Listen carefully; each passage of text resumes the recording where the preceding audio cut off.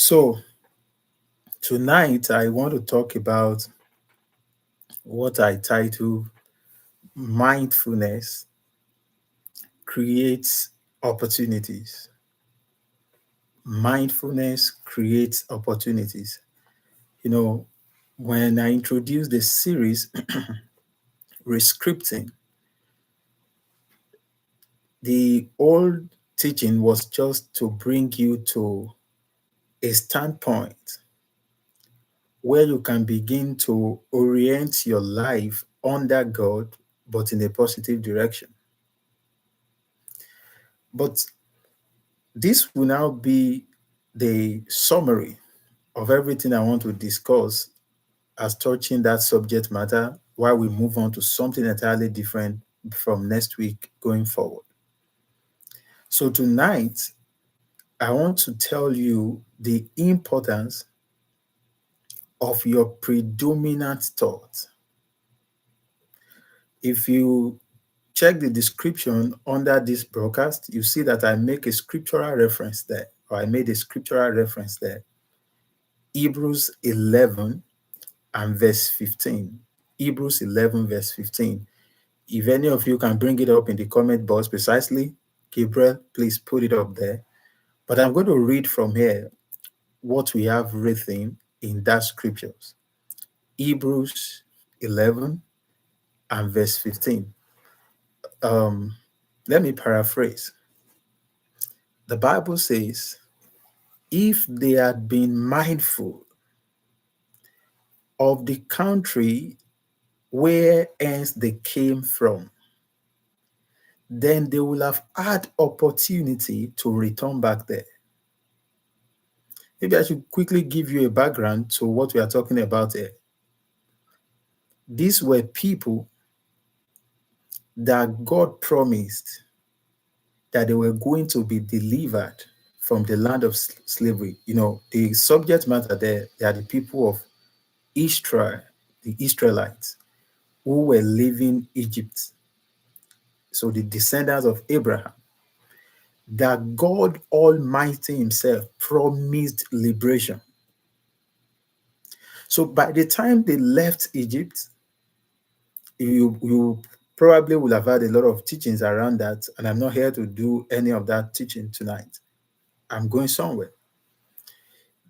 But underline the fact that they were proceeding on the basis of God's promise, which guaranteed that where they were going was going to be a blessed land because the word has gone ahead of them. But we got to Hebrews when they were recounting the all of faith, what we popularly refer to as all of faith.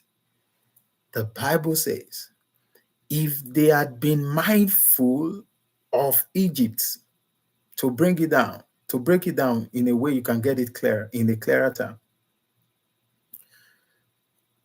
If they had been mindful of Egypt, which was not the will of God for them, on the basis of that mindfulness, they will have had opportunity to return back there.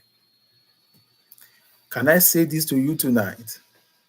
That it does not matter who has prophesied over you. It doesn't matter those who are even praying for you right now. If what you are mindful of is contrary to the will of God, in spite of the promises of God, the predominant things you are thinking about will be what your life will manifest. If they had been mindful, then they will have had opportunities. And that's why I was speaking somewhere a couple of weeks ago, and I told them that your mindfulness creates your opportunities for you. And I will tell you what that means. I remembered years back, there are different examples, but let me share one that's very personal to me. That was around 2008. I was still in secondary school, what we call high school in Western world. So I remember we were discussing, the discussion is still very clear to me as if I'm watching a movie now. So I was speaking with two of my elder brothers. you know, they they they were my older siblings, and we're just talking about leaving secondary school, high school to college, what we call university. And I remembered that we were always assuming that I was going to study medicine in the university. But in the place of the conversation, I told them, I said, I didn't have to spend more than 4 years for a bachelor's degree because I'm in haste to go and make something happen in the society. Please pay attention to what I'm saying. So I told them that. And apparently, we were seeing some guys who finished service and they got some good jobs, all of that, and they were doing fine. So I said, why should I be in Nigeria Federal University and be spending 7 years? That would be too long. It will delay the time I will begin to touch money. And as I was saying, I meant what I was saying. So I loved the idea of studying medicine, but I didn't love the idea of staying in the university more than 4 years, at least for bachelor's degree. So usually I would tell them that by the time somebody who has gone to study medicine is wrapping up, I must have completed my second degrees. But guess what? I applied for courses that were actually having the duration above 4 years. I never got admitted to any of them. As a matter of fact, it was so funny that there was a year they gave me admission in the College of Medicine at the University of Benin, but not medicine and surgery. But why I'm going to that direction is that if you are mindful, please pay attention to what I'm saying, that your mindfulness will begin to override whatsoever it is that is right or wrong for you. So as I put in for 4 years course, I got it in two different universities. If you are mindful, fast forwarded, 20 what year? 2022 or something. I applied for a job in Nigeria, and of course, part of their requirement was that if you get a job, you have official car, all of that. I'm tired of sharing these stories. It has nothing to do with car now. It's about a principle I wanted to get there. So their operational policy was that by the time a newly employed person is trained for 3 months, after the third month, you will be handed over to your official car. That was the policy and all of that. But by the time I got there, during the training, they were telling me every day that we need to check out some of the things you do for the first 3 months before you come back to the office to pick up your car. I said, no problem, and all of that. But the second to the last day of my training, I had the opportunity to meet one-on-one the MD of the company. Just a slight opportunity. It was not because I did anything, it was just an opportunity. On the basis of my 5 minute interaction with that MD, he spoke to the one in charge of that this guy will be wrapping up his training tomorrow, right? Said, uh, apparently he's supposed to return back in 3 months' time to pick his car, but he has to go with his car tomorrow. I'm not telling you about somebody else. I'm telling you what really happened to me. And of course, they were arguing it among themselves. Why should that happen? Why should that not happen? Of course, the superior is speaking. You can't stop that. So to cut the long story short, on the final day of the training, they gave me a document. On the document, it was written that after 3 months of so and so, according to the policy of this organization, this car will be awarded. You know the story. I can't remember the rights words now. But to cut the long story short, I signed for something 3 months ahead of what the policy states. And the reason is very simple. My engagement with the man in 5 minutes typified what they wanted to verify for 3 months. What created that opportunity for me that time was because of my mindfulness. It was on my mind, right, that I was not going to really have to struggle around maybe having a car to drive, having something to aid my efficiency, even in my place of work. So I was not bothered when they were saying it will take 3 months. There's no problem at all. But because deep down, right, while I was there, I was already asking myself, I said, it won't take me 3 months for me to be mobile.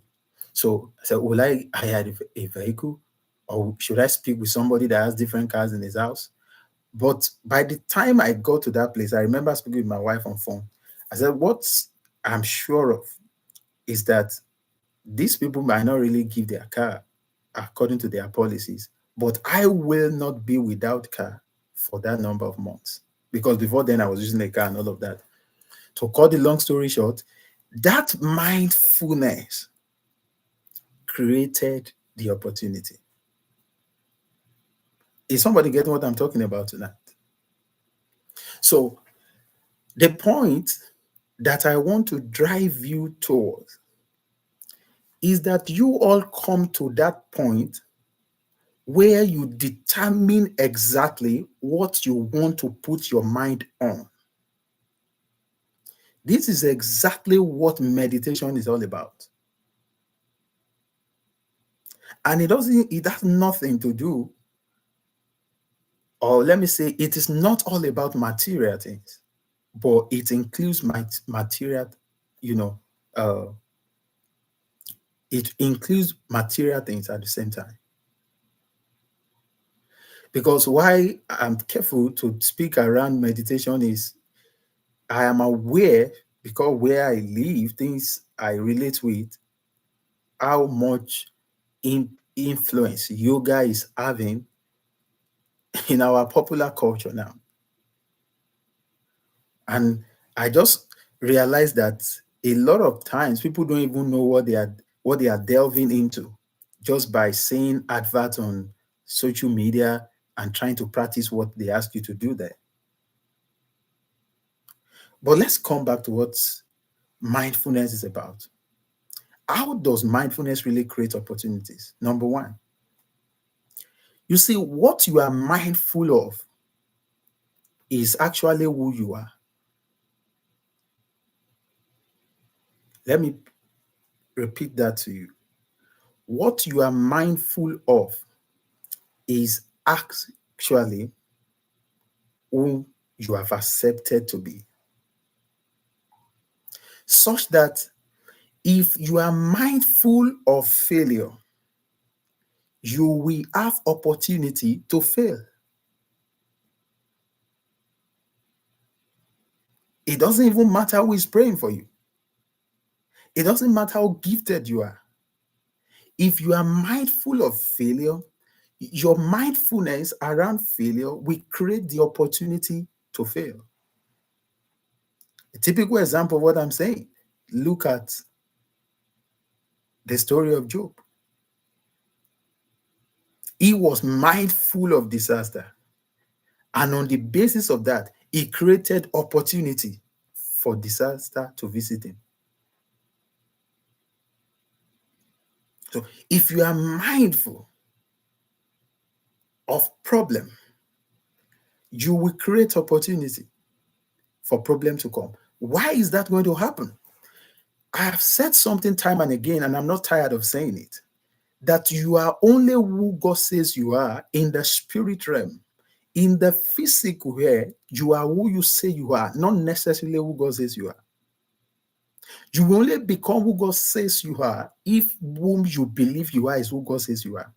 The moment there is disparity, there is a disconnect between what he's saying about you and what you are perceiving about yourself. What he has said will now become subject to your own personal conformity. That's what we call alignment. That's what we call alignment. And because in this world wherein we live, what you want to do is not as important as who you are when you are doing that thing. A man I respect says it this way, that becoming is more important than being. And I will explain what that means. I will break it down as I always do. You see, if you want to be a sought after public speaker, what you want to do is public speaking. But the act of public speaking, if that is your focus, you are already preparing for something inferior. So what you want to do is actually what people will see. But what is more important is the kind of person you have become behind the scene. Because if you have become an embodiment of knowledge, such that if they wake you up at any time, you are able to deliver concisely usable and practical wisdom through speaking. On the basis of that which you have become, the opportunity for you to speak is a matter of time, it will show. And when it shows up, because you have become the kind of person that will not be ejected from the platform of what your expectation has been on the day of your appearance, it will be an introduction for many other reappearances. If you are mindful, then you will have opportunity. I was discussing with a friend of mine. His name is Masterpiece. Some of you saw him on my timeline some days ago. We attended the same university. He was a year ahead of me. And I remember one of the days he was saying something back in the school. No, he finished in 2014. I finished in 2015. 2014 to now, that's 11 years ago that he signed out of the bachelor's program. And as far back as then, he said something. He said, if in 10 years' time, you guys put my name on Google. Now, Google has been apparently, but the focus as at that time was not exactly this popular, at least with this general acceptance we are experiencing. So he said, if you put my name on Google in 10 years' time, and I'm not doing something that is touching, I'm not quoting word for word now, but he was implying that if you search for me and you cannot find me doing something that is standing for global relevance, if you meet with me, slap me. Are you seeing that?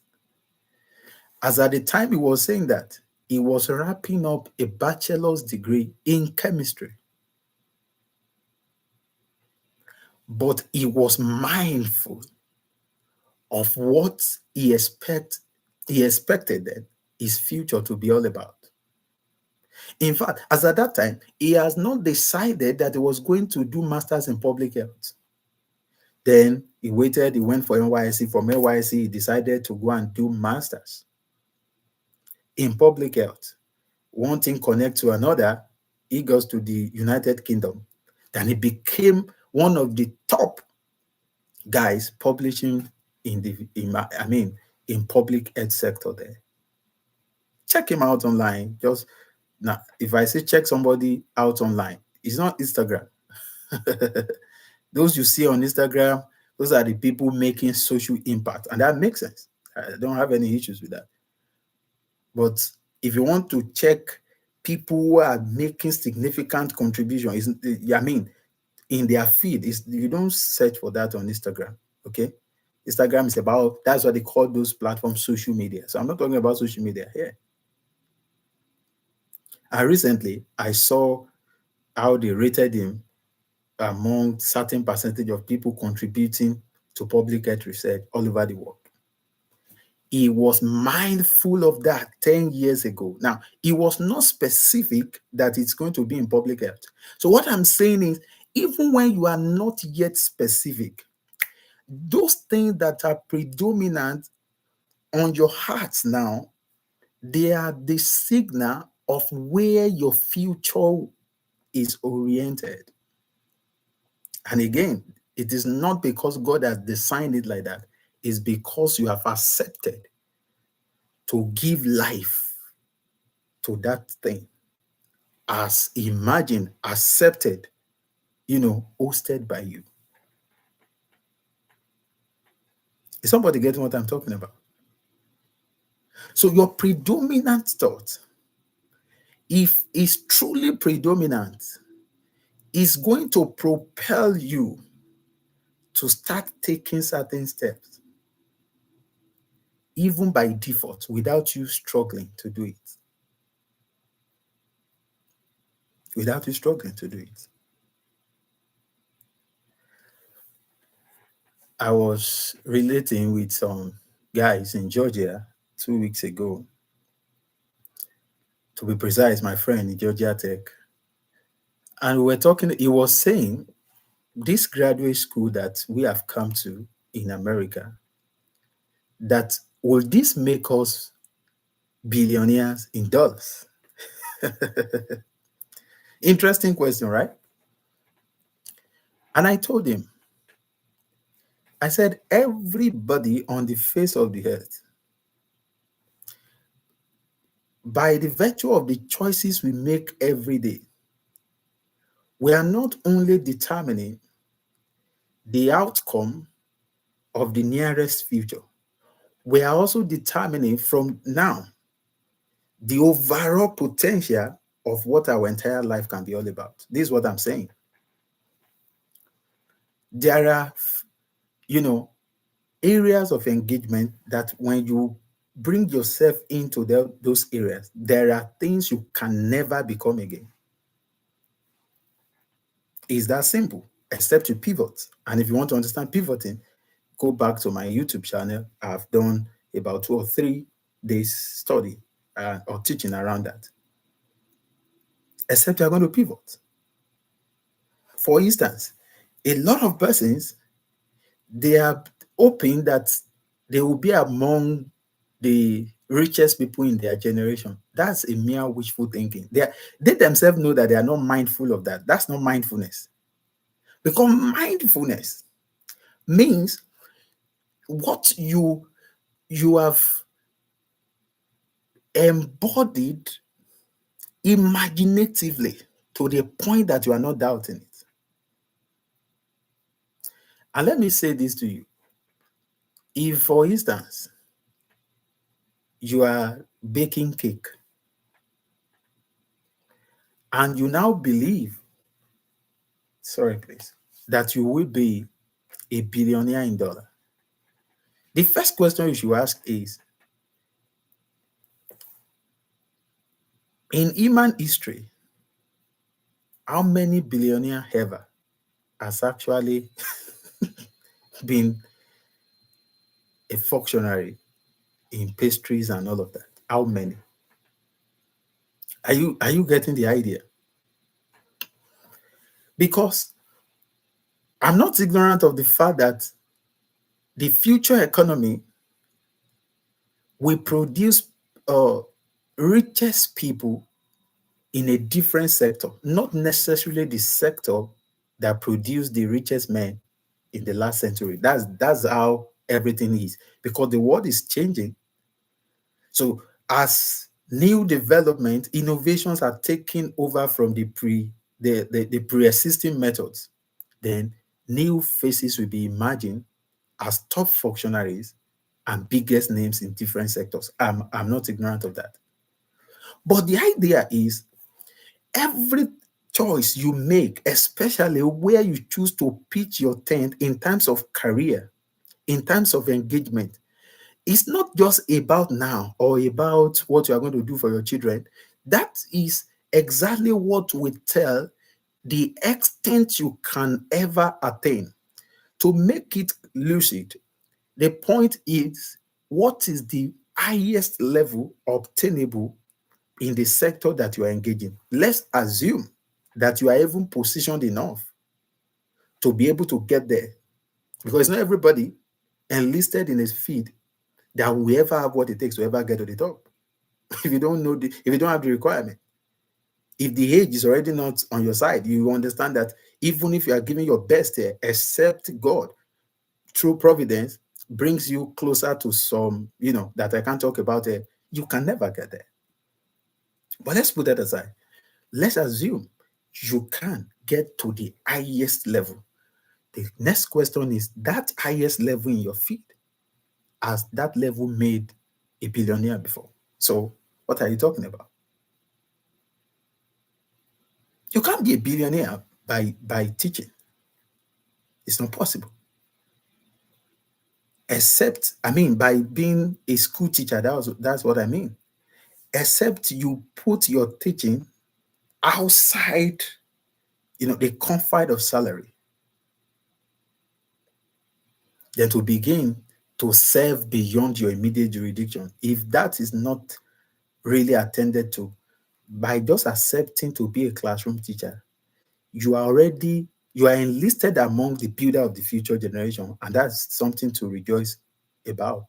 But you are already delisted from the people that can be among the richest by every standard.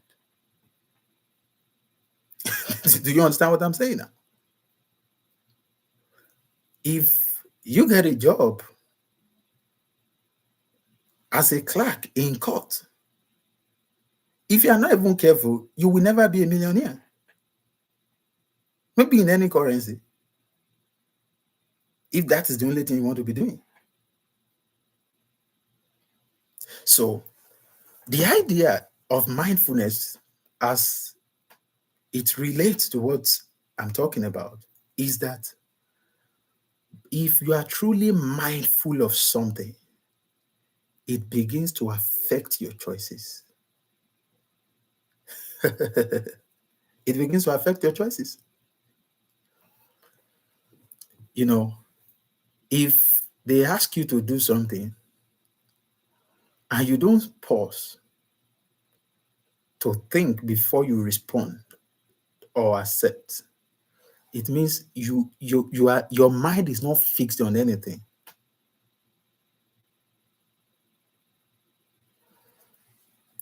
When you hear in the days of old that believers will always pray about every opportunity,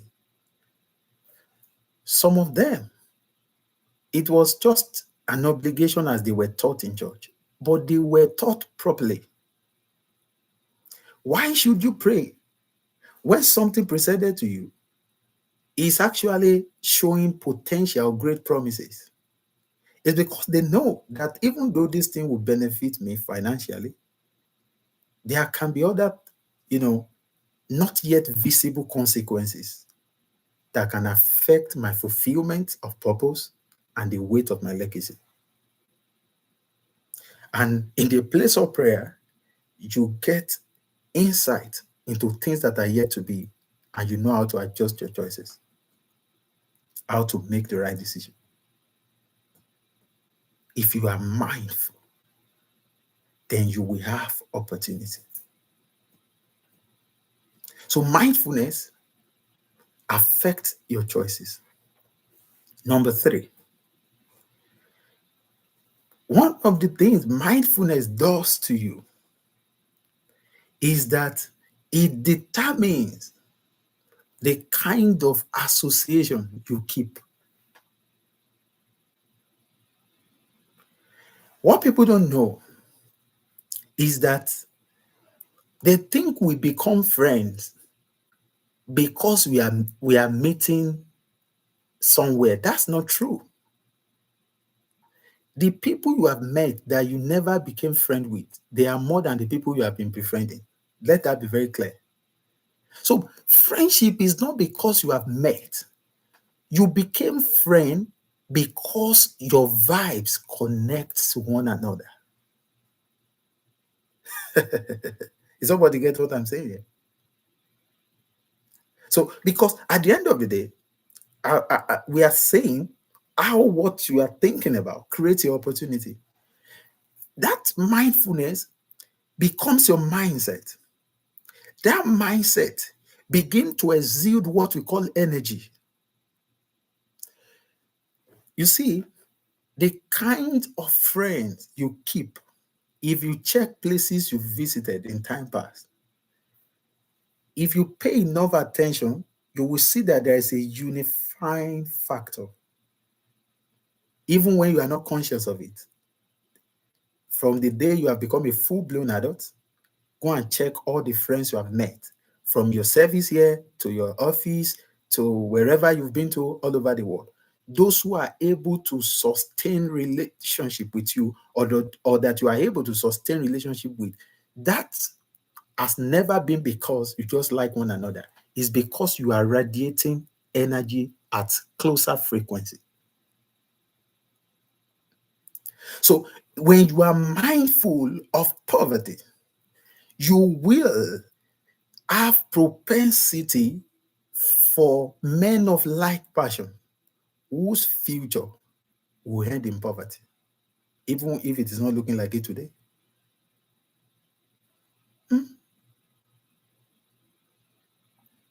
You see what I'm saying? Because in the journey of life, you are being attracted to men of like passion. No matter how careless you think you are, because they say water will find its level. There's no friendship without similar values. There's no friendship without similar values.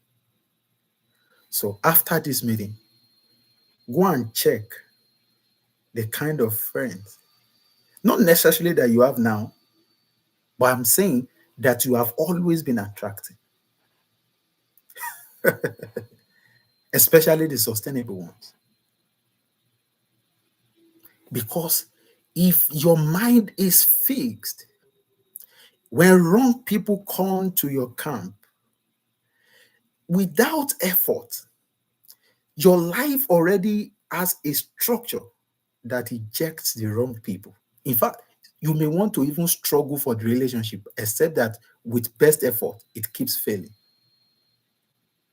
Are you getting what I'm talking about? You will try that. I think I don't know why I've become distant to this guy.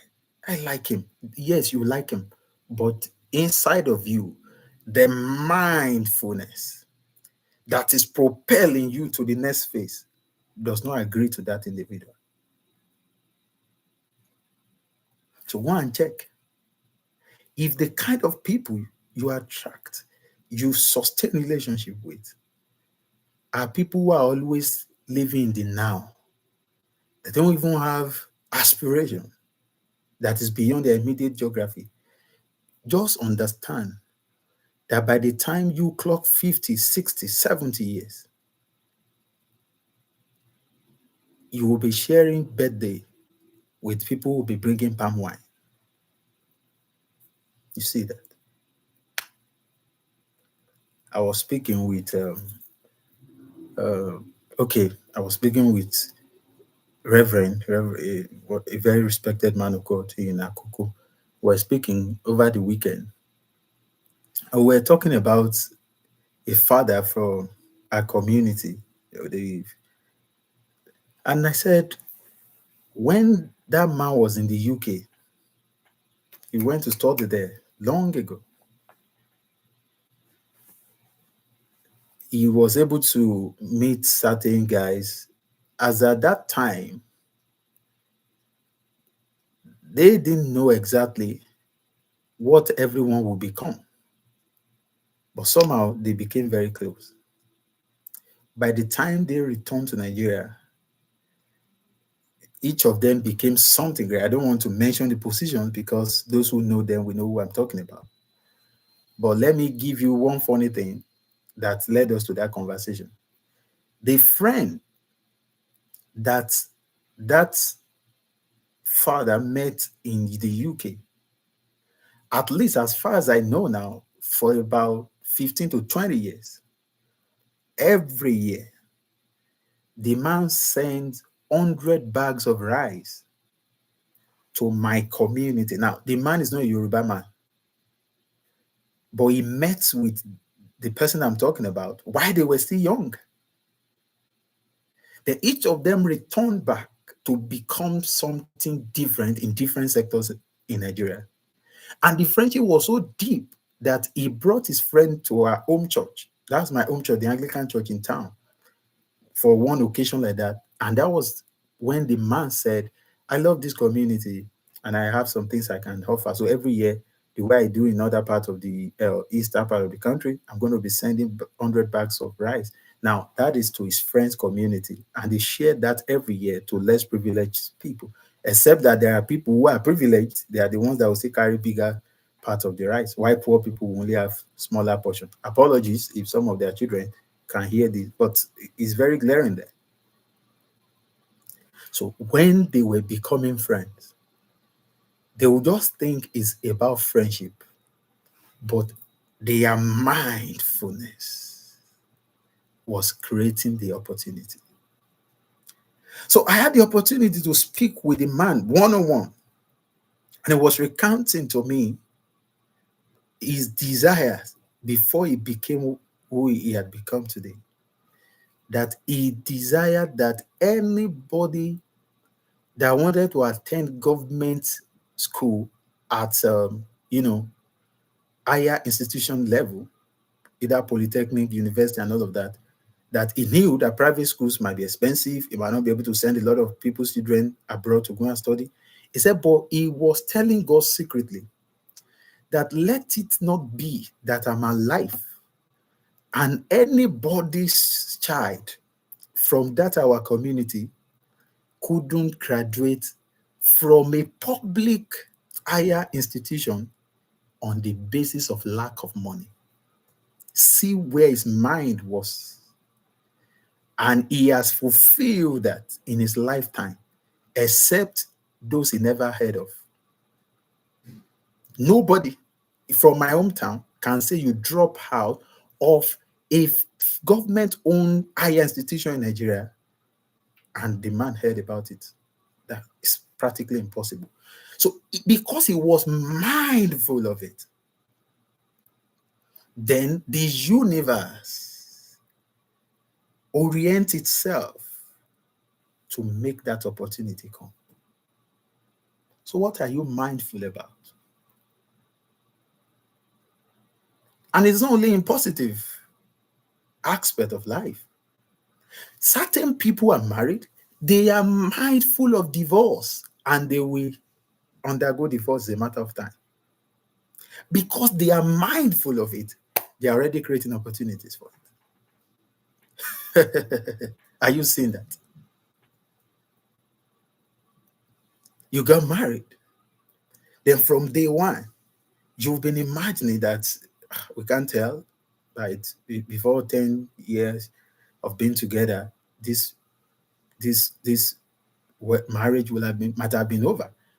That mindfulness will create opportunities for it. Will create opportunities for it. Will create opportunities. Will create opportunity.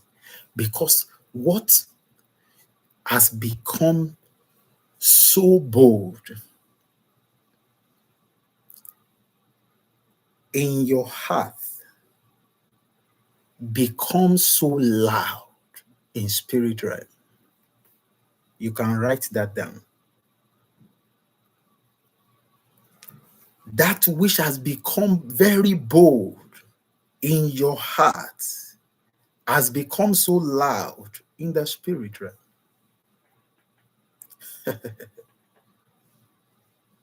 such that if what God wants to do is not what you are mindful of, that which you are mindful of is what you will create opportunity to achieve. Some of you, you have broken up with a terrible ex that you knew that this guy was a terrible guy, such that you should be rejoicing when the relationship did not work out. But because you are mindful of him, and it's not only from the side of the ladies, even guys too, because you are mindful of her, you will have opportunity to return. That's what I'm saying. You have opportunity to return. So, as we have been discussing rescripting for the past how many weeks now, if you allow the wrong, you know, ideologies that characterize your formative years to become your predominant thoughts, in spite of all this our discussion, you will create opportunity to repeat those things that you don't like.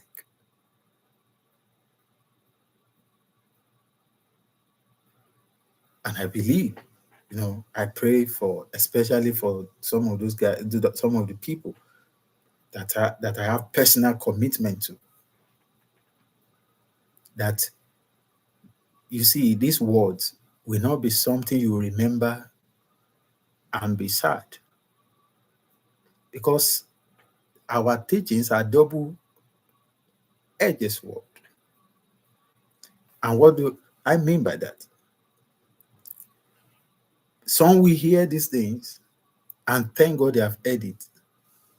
But some will hear and remember later that if only I'd responded, and that would be a regret. And I really don't want my word to become that to people. But that it will become that is certain, because people don't always act on what they are learning. People don't always act on what they are learning. So, what should you do as I begin to, to wind down tonight? It is that you personally choose what your mind should focus on. And I will tell you how you can do it. It's similar to when I was teaching the power of imagination and all of that. You see, what you are mindful of are actually the things you see and hear of mostly.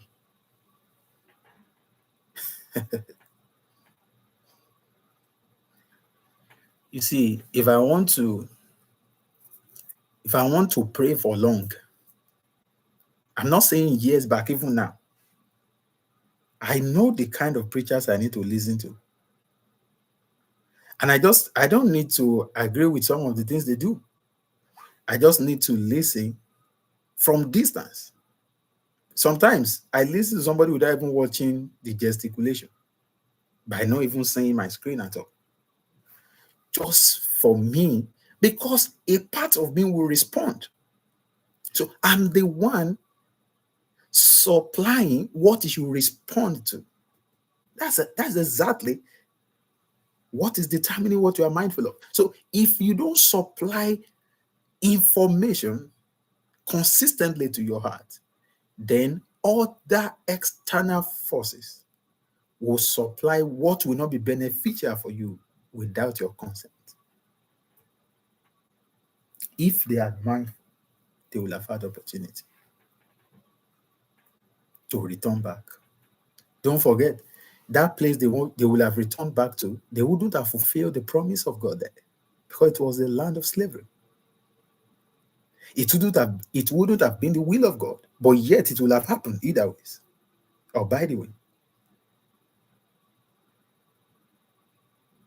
Then some of their children will have perished there.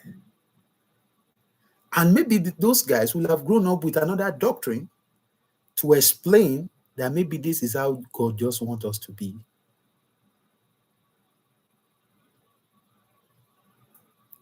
I make bold to tell you that a lot of what people are saying are Muwa Ọlọ́run. Those who don't understand that, they say God has brought this. I make bold to tell you that a lot of those things are completely opposite what the will of the Lord is. If you are mindful, if you are mindful, if you are mindful. You know, when I got to the US, I was I had some plans, I had things I wanted to do. And I said, oh boy, with the way, the kind of thing, the demand of my program and all of that, it appeared I wouldn't be able to focus on some other things. Next week, I'll be teaching on how to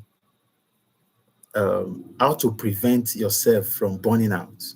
I've had some questions behind the scene of what some people go through because we've been teaching on productivity. So a lot of people are becoming overwhelmed. So we'll bring that up by next week, by the grace of God. Okay. So when I got to the US, I went through one of my diaries. I said, I wanted to do this, I wanted to do that. And I said to myself, it is in the midst of this busy schedule that I would do this, I will do this, I will do that. For that to happen, you know what I did? I just put a video of a man that has done it. Okay. I subscribed to his platform. All the session it took every month, 1 day of mentorship every month for 12 months. I put my card on auto debit, but I never showed up for once. Not because I didn't want to show up, but the timing was not very okay for me. Yet I left my card there. Do you know why I left it there? If it's just the middle of the night that I opened up my laptop and I listened to him as he will talk about this and this and that. What he is doing is different from what I'm doing. He's pastoring like a large church. It's, different branches all over. So that's not what I am doing. But that mindset of his functionality, the moment I got it, then I translated just in this. Okay, I was in another room, but this same apartment. I just wrote out, let me do it this way, let me do it this way, let me do it this way. As I wrote everything out, that was how I was able to get people who could support each of those things I've written out. Meanwhile, while I was in Nigeria, I had direct access to people who were skillful. But because I was not mindful of those things, I didn't even see the opportunities in the people closer to me. On the basis of just putting my heart on it, then the people who could function at every of the levels started coming up. And those that I couldn't figure out by my own writing, the day I just spoke to the first person, have you taken care of this aspect? I said, no. What about that aspect? I know who's going to take care of it. Let me link you up with that person. Mindfulness will create opportunity. And finally, your mindfulness will propel you to break inertia. Now, that is a big one right there. If you understand what inertia does to people, you will know that it's not as simple as it appears. There are people who desire to do something, and for 5 years, 10 years, 15 years, they are still desiring. When are they going to do that? A lot of Yoruba adages are coming to my head now, but I don't want to talk about that. But there's one I will interpret in English. That if we use 20 years to prepare for lunacy, then How many years will it take to really go naked into the market? Yeah, those who are Yoruba people will understand what I'm saying. And they were not really asking anybody to run mad. They are just saying, you don't spend all your life in the dressing room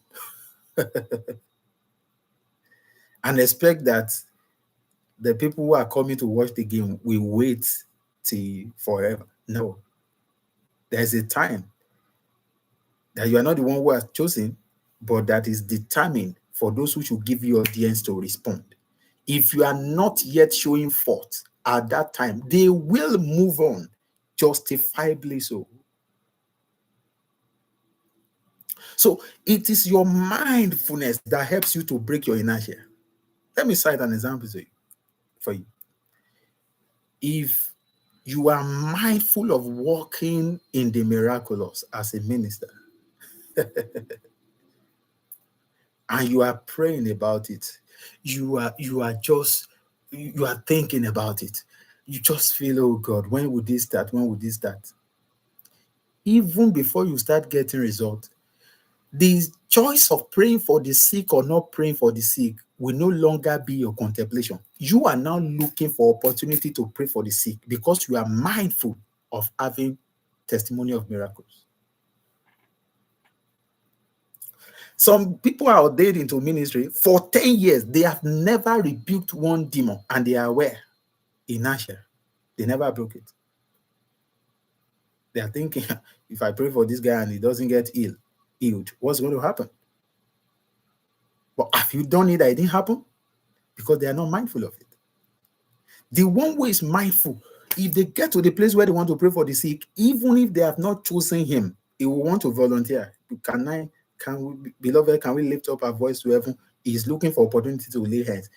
I'm saying the choices you have made in the secret, they are affecting your public display and public disposition on a continuum, either you acknowledge it or not. Either you acknowledge it or not. You cannot say you are desiring to be a mover and shaker of your community in years to come.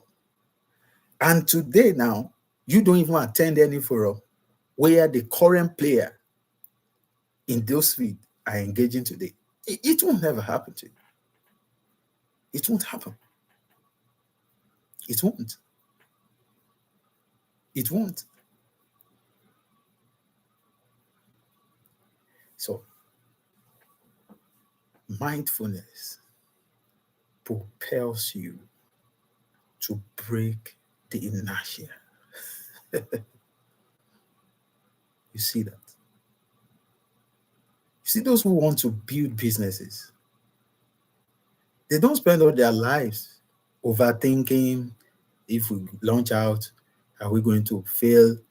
Are we not going to fail? That's not what is going to happen. A gentleman, that has built 2 unicorns in Nigeria. I spoke about him some other days and ago, but I'm not going to talk about his name now. He said something very profound on the forum. He said, that's your business idea that you are contemplating if it's going to succeed or not. He said, you are doing what is not your job. Allow the market to determine that. Yours is to determine when and how you are going to show up.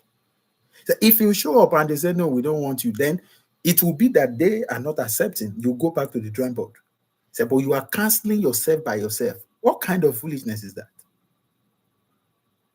And why do people do that? They are mindful of failure. They are not mindful of success. They are mindful of it. They are mindful of it. And if you have a question, just indicate in the comment box that you have a question. So I'll be waiting for it while I make the last point I want to make tonight. A friend of mine, he joins this platform a couple of times. His name is Kenneth. We are together here. He was sharing with us that there was a time he was working with a company in Nigeria as HR, and he was attending, a church where they were teaching some very solid teachings.